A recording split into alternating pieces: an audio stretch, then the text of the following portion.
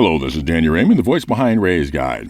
Recently, Salty Mike did a reaction video to my video about how hard it has become to predict the upcoming year in Star Citizen.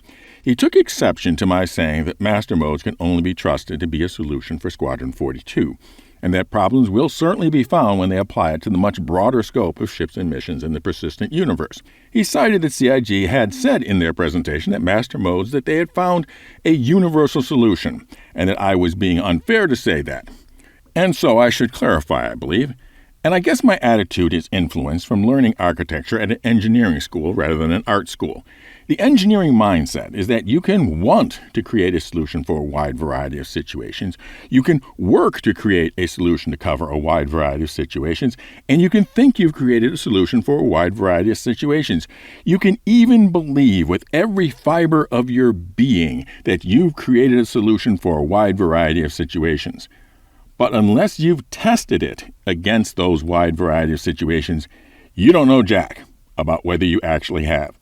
And they quite specifically said that they are only testing it in Squadron. And in fact, if you are in that state of believing with every fiber of your being that you've created the solution for a wide variety of situations, you are so very vulnerable to confirmation bias when you actually do get around to testing those other situations. And we have been here before. Some old-timers will speak wistfully about how great the flight and combat was in 2.6, a flight model that bore quite a bit of resemblance to master modes, but they were only playing it in Arena Commander. Once the flight model had to handle the persistent universe, it needed to be changed from that ideal that they thought that they had. So hopefully clarified that, I thought I would move on to another subject that CIG has said they think will just duplicate smoothly without change from Squadron to the PU, and that is the skill system as discussed in the final part of the last CitizenCon. Now, skill use advancement systems are a staple of single-player RPGs and have been now for decades. They work well, and there is no surprise that Squadron would want to have one. But when implemented in open-world multiplayer games, competitive pressures and other factors tend to have them devolve into calisthenics. Calisthenics can take many forms. For example, in the original Vanduul mass competition, it required 50 PvP kills using a gladius. As you may recall, what happened was that people would just get together at a location with one gladius and a bunch of med beds and take turns standing in front or in a line in front of a stationary gladius. Calisthenics. And it was unquestionably the fastest and least risky way of getting the advancement. And it should have been no surprise that it was what the event would devolve into. But calisthenics can also be a much more literal thing in skill use systems. Now, one thing I should comment about the CitizenCon discussion was that they said that only fighter jocks and racers would care about strength and endurance, while someone who is just a freighter captain wouldn't. That just isn't going to be the case. First of all, in an open world game, nobody is just one thing. And part of the fundamental nature of multiplayer open worlds is that any freight run can turn into a fight against either player or NPC pirates. And every pilot of every ship is going to want to have every available advantage when that happens. And let's be clear, if your light fighter can reach blackout Gs and my small freighter can reach blackout Gs, then the one of us that can take more Gs in a turn is the one that can make a tighter minimum radius turn, because the G tolerance before blackout, not the ship, is the limit. Yes, I know the fighter will be able to get in and out of the turn quicker, but my point is that a little bit of extra G tolerance can be a very significant thing. So I get out of bed and the very first thing I do is put on my exercise suit. And by that I mean the heaviest possible armor available, since they said wearing heavy armor builds strength faster.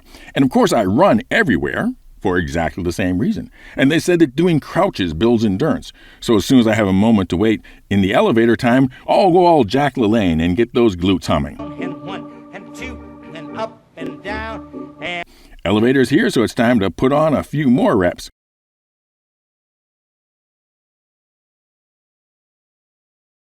Run to the train because, hey, run everywhere, and I get there sooner. Hey, time to put on the Richard Simmons thing and get him in a few more reps. Got to be in top shape, And of course, the transit itself is going to take time, so put on the Jane Fonda workout video. 6, 7, 8 to the right. And getting physical with Olivia Newton-John. You know what I mean. Hey, look, there's young Arnold Schwarzenegger. He knows what to do. You'll go there and you'll be governor of California someday. Now, you may think I'm just being silly, but I'm not. This is literally what the game system is telling you to do, and players will inevitably feel peer pressure from others that if they aren't doing the same thing, then they aren't really committed to being the top. And yes, everybody will be behaving like this all the time. And that doesn't even include murder day. You see, to get that optimal takedown skill, you have to commit a certain number of murders. So players wanting every skill, which is pretty much everybody, will take a day every now and then and just murder everybody randomly to build up that skill. And you can scream all you want about how they are killing people for no reason, but they aren't. They're killing people because the game tells them that that is what they are supposed to do. And if you think I'm being absurd about random killing just to get skill progression, remember the Vanduul mask. And if you're warming up your hands to type into the comments, that's absurd. All they would have to do is, then you haven't proven me wrong, you've proven me right. Because my actual point is that the systems that will work in Squadron 42 will need testing and adjustment to fit into the multiplayer sandbox environment of the persistent universe. And thus, it isn't going to be instant and smooth as is sometimes presented. And to add my own suggestion, I would simply make it so that the skill use progression only happened in active mission zones and designated training areas, which are already in the game and could even be on some ships, like the basketball court on the 890 jump. But it would require both changing the skill use system to work only in certain areas and then defining all those areas, a not insignificant piece of work, which is the point. Not everything should be presumed to come straight from Squadron 42 to the persistent universe, or even be wise to come over at all.